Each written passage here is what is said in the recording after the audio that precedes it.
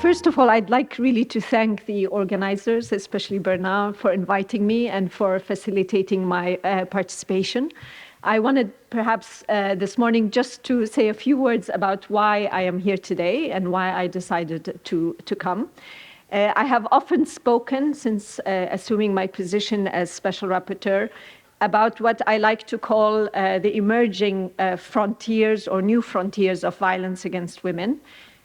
Meaning the new context in which there is higher risk or actual situations of violence against women, including higher experiences or situations of abuse, exploitation, and violence.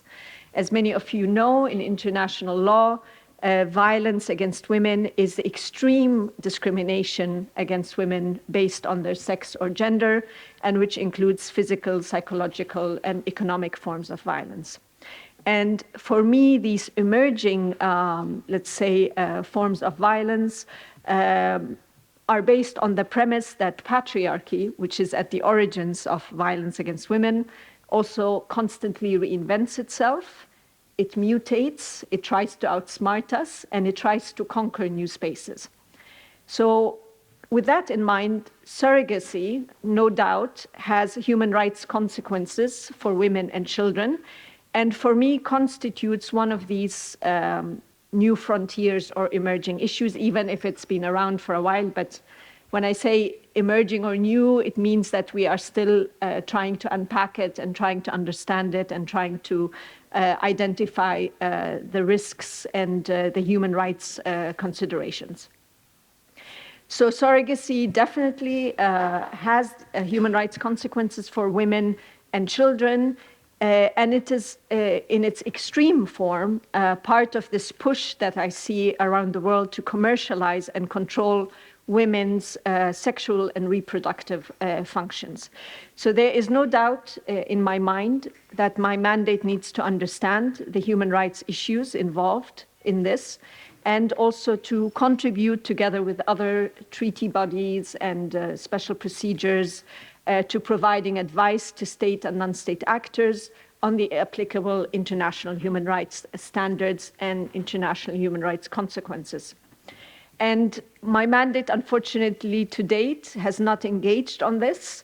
So I also must be very clear that today I don't have a firm position on whether surrogacy should be legalized, outlawed, partially, or fully, or any of these, let's say, issues.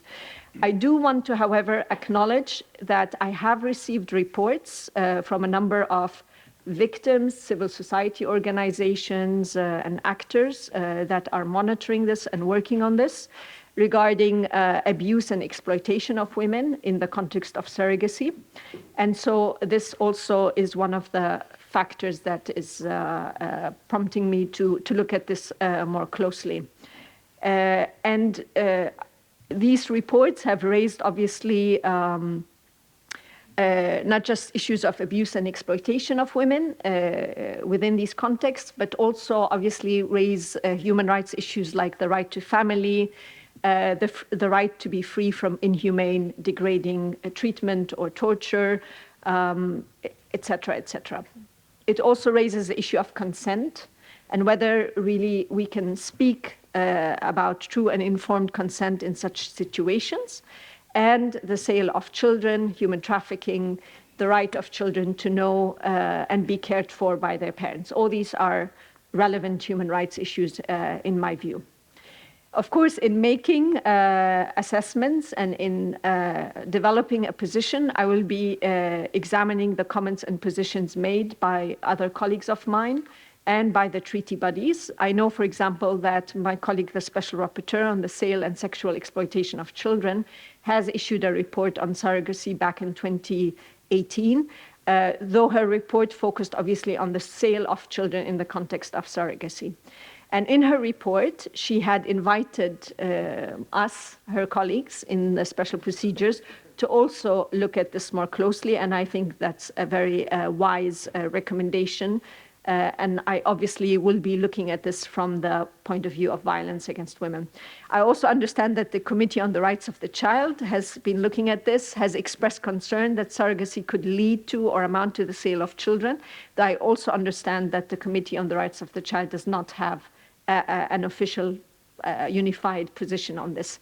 So I'm still informing myself, I'm still learning, I'm still assessing the situation, and that's why really I'm here in the company of all of you who know a lot more about this, and also in the company of victims and persons with lived experience, which I think is also something that we shouldn't forget about. We should listen to them, and we should also inform our positions on the basis of their experiences. So thank you very much for having me.